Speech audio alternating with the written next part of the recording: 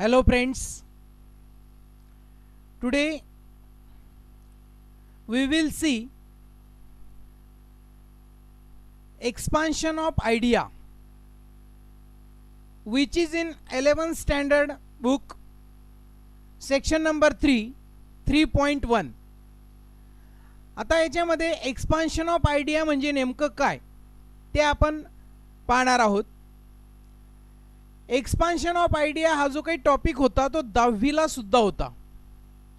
एखादं प्रोव्हर्ब दिलं जायचं, एखादं सेंटेन्स दिलं जायचं आणि ते आपल्याला एलॅबोरेट करायचं असतं. 11वी आणि 12वी साठी हा 4 मार्काचा क्वेश्चन आहे. Expansion of idea. Expansion of idea is to elaborate an idea in a paragraph form. 3 किंवा 4 पॅराग्राफ मध्ये तुम्ही याला एलॅबोरेट करू शकतात. A para is necessarily a series of connected sentences which develops one topic sentence. All the paragraph should be connected with each other. All these sentences are connected, should be connected with each other. पहिला paragraph संपल्यानंतर दुसरा paragraph, त्याच्यानंतर तिसरा paragraph आणि जर तुम्ही चौथा paragraph केला तर ते एकमेकांशी कनेक्टेड असले पाहिजेत. सेंटेन्सेस त्याचंही तसंच. आता आपण याच्यामध्ये पाहूया. Ideally it is written in 3 parts.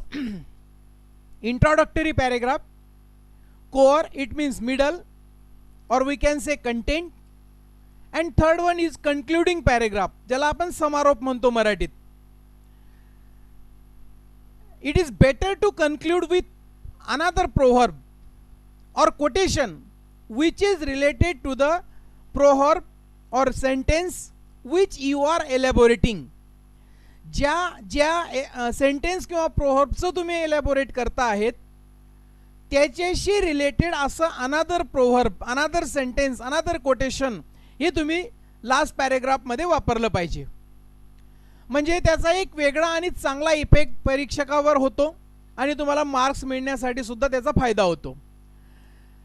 आता एकदम शॉर्ट मध्ये मी इथं तुम्हाला सांगण्याचा प्रयत्न केलेला आहे की कशा पद्धतीचं एक एक्झाम्पल असावं तुमचं. बाकीचे जे काही गोष्टी आहेत तुम्ही एक्सपांड करणारच आहे तुमच्या ओन सेंटेन्सेस मध्ये, तुमच्या ओन लँग्वेज मध्ये. On language in the sense very use simple and lucid language. Don't use bombarding words. So it's very use simple words, simple sentences. असं काही नाही की तुम्ही मोठे मोठे शब्द वापरलेत म्हणजे तुम्हाला 4 पैकी 4 मार्क्स मिळतील. Use flawless language, flawless sentences and flawless punctuation marks. कुठल्याही प्रकारे तुम्ही स्पेलिंग मिस्टेक करू नका. अगदी बरोबर सेंटेन्स कन्स्ट्रक्शन तुमचं असलं पाहिजे. तुम्हाला जास्तीत जास्त मार्क्स मिळण्यासाठी ते अत्यंत उपयुक्त आहे. बघा इथे एक एक्झाम्पल दिलंय. An apple a day keeps a doctor away. First paragraph, second, third वगैरे असं आपण केलेलं आहे. बघा it is only for example. Lots of example you will find on internet. What is a special about the fruit an apple? Why is it said that apple keep the doctor away? Why is not other fruit mentioned in a proverb? The answers are very simple. The apple has perhaps the most nutritional value amongst all fruits. A medium-sized apple gives 85 calories and makes a good snack. It contains absolutely no fat. It also helps reduce the risk of some cancers because it is low in sodium content and madness the risk of high blood pressure and heart disease. The apple has a substance that can reduce bad cholesterol and increase good cholesterol in our body. It is rich in vitamin which strengthens our vision. Apples also contains vitamin C that boosts the immune system in the body. Research shows that people who eat 5 apples or more per week have fewer respiratory problems including asthma. After eating any kind of food, eat an apple. An apple is a natural toothbrush.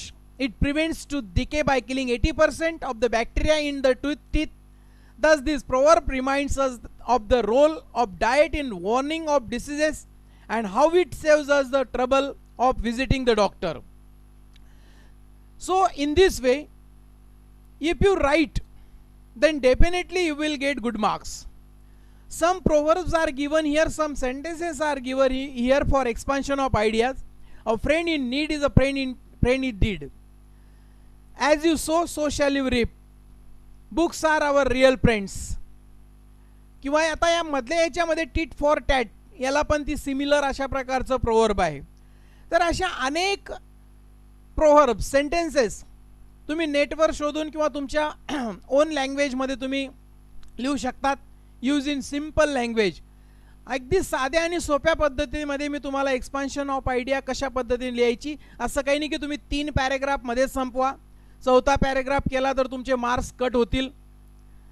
It is mention if you write in 3 paragraphs then okay it's good, but if you write in 4 paragraphs then it's not good. It's not in this way. व्यवस्थित लिहा, quotations वापरा जिथं शक्य असेल तिथं. विनाकारण 2-3 paragraph कोटेशन्सनेच भरून टाका असं मला सांगायचं नाहीये. But write in good manner, definitely you will good marks. So I hope that you will understand this topic. So please subscribe my Learn with Joy channel, press the bell icon, like it, comment it and share to others also. So once again I am thankful to you all for watching my video. Thank you.